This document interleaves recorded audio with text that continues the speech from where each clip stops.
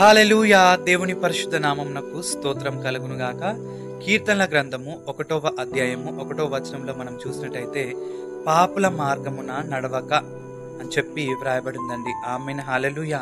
మనము పాపుల మార్గములా నడవకూడదు అని చెప్పి దేవుని వాక్యం సెలవిస్తుంది. ఎందుకని మనం చూసినట్టయితే, పాపుల మార్గము, పాపం చేసేవారు దేవునికి అసహ్యులు. పాపుల సహవాసం మనం చేయకూడదని, పాపుల మార్గంలో మనం నడిచినట్టయితే మరణం ఉందని, పాపుల మార్గంలో ఉరి ఉందని చెప్పి దేవుని వాక్యం సెలవిస్తుంది. ఒకవేళ మనం పాపుల మార్గంలో నడిచినట్టయితే మనకు ఎటువంటి శాంతి అనేది ఉండదు, న్యాయం అనేది జరగదు.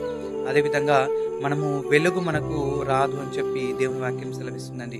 మనము ఎక్కడ నడవాలి అంటే దేవుని సన్నిధిలో మనం నిలిచే వారిగా ఉండాలి. దేవుని వాక్యమందు, దేవుని మాటల యందు మనం నిలిచే వారిగా ఉండాలి. ఇంకా మనం ఎటువంటి శ్రమలు వచ్చినా, అదేవిధంగా అపవాది కార్యములపైన మనము ఎదురాడి నిలబడే వారిగా ఉండాలి. దేవుడిచ్చు సర్వాంగ కవచము మనం ధరించుకొని మనం వానితో పోరాడే వారిగా ఉండాలని చెప్పి దేవుని వాక్యం సెలవిస్తుంది. కాబట్టి ప్రియ సహోదరి సహోదరుడా, ఈరోజు ఈ వీడియో చూస్తున్న మీరు ఎక్కడ నిలిచి ఉంటున్నారు అనేది ఒకసారి మీరు పరీక్షించుకోండి. God bless you.